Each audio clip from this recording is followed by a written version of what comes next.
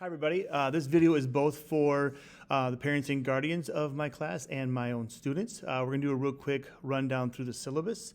I'm not going to read it word for word because you have access to the link and you can read it yourselves, but I do want to hit some highlights so that way you can kind of see that as we go here. So first of all, here's my contact information. My name is Kevin Dirksen. Yes, that is a cell phone number that you can get a hold of me, and I do take calls and text. Keep in mind, I do screen my calls. So if you're calling me and leaving a voicemail, you'll probably leave a voicemail and I'll just call you back, because if it's an unknown number, I don't answer it on my phone. Also, if you do call or text me, please let me know who you are, because I won't know unless you say, hey, this is so-and-so in your voicemail or in the text. Thank you. Go ahead and read through the goals and expectations. Those are for you to read through. The lab donations, I want to spend a little time on that. I ask every year families that are capable to do a donation to the chemistry classes. We typically ask about $5 or $10 or whatever you're capable of doing. And I don't do so lightly. Unfortunately, with the funding that we have, we don't really have full funding for all the labs and experiences I want to give my students. So I ask that families who are capable to help supplement that for us. Things we do with it is purchase better equipment. We do labs with more chemicals, some more fun labs, some more intricate labs that we can do. And then one big thing is I don't ever fine my students for breaking glassware or equipment in my class. I think that creates a stressful environment as they're trying to do lab, worrying about, oh, I don't want to crack a beaker.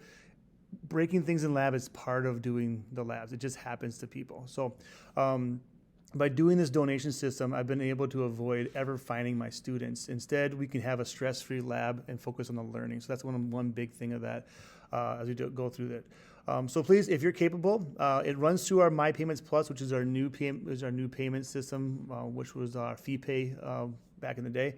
And then look for EHS chemistry optional lab donations. It'll be under the donations window for that for me, please. Mobile devices, smart devices, laptops, we use them a ton in here, and we have for years. So they'll be a big daily part of our lives. One thing I do make a note of is that on test quiz days, that's the one time that we completely put them away, out of reach, out of touch, off our possessions, so we can actually have a focused assessment. Okay, we have two grading categories: assignments and assessments. That's all I do. And the way you distinguish them is between, if it's an assignment, you have some sort of access to outside resources. If it's an assessment, I somehow limit that or don't even allow them at all. Okay, so it really is like accessing information versus having that information in your own head. And these are the relative percentages how that works. Grading scale is set up here. One thing to note is that I do run a minimum percentage, so there is no rounding at 0.5 kind of stuff. So you'll notice that they break at the hundredths of a percent, and that's how we kind of do it. Let's see. Summative assessments, go ahead and read through this. One thing to make a note of is if you do have testing accommodations that are documented, typically IEPs or 504s, I completely honor those. I just ask that students communicate with me in advance before our first assessment, especially if it has to do with an assessment, because I want to have things in place for them before they walk in the room that day. Otherwise, it can get really stressful if we don't have things in place ahead of time. And then also note for anything on exams days, if you do miss an exam day, I have alternate exams that I give to my students. That will be the same content, but will be formatted differently. So read through that parameters. We don't do extra credit in this class. If there is late work, I hope there isn't. But if there is, the biggest thing is to communicate with me so I can help you out with that. There are rules in here you can read through in terms of like how I will grade it for percentages as it is late, but I'll let you read through that to figure that out. Right now, I'm not sure how I'm going to do finals this year. So as we get through the trimester and I start to organize finals, I'll make sure I get that information well in advance for my students.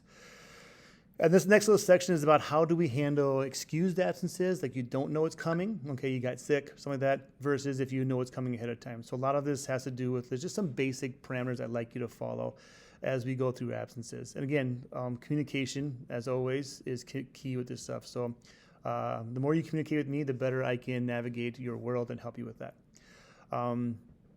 One thing to note too, if you do have unexcused or unknown absences where nobody knows where you were, including your parents or your guardians, we're not going to treat that as the same as an absence that's been excused or parent aware. So be a notice of that. This is my way to help promote either being in school or at least having documented location where you are if you're not in school. The administration asked us to put this in for absenteeism, so that's why that's there. Feel free to read through it in your own way. And here's our kind of outline for the year. A lot more detail is on the website in Schoology of all this stuff broken down. So if you're interested, you can look at it that way, okay? That was very quick. We will have time in class to answer questions on this and to review it with my students. And if you are one of my parents or guardians, feel free to email me or send me any questions that you may have or ask me if you come to our open house tonight. Thank you.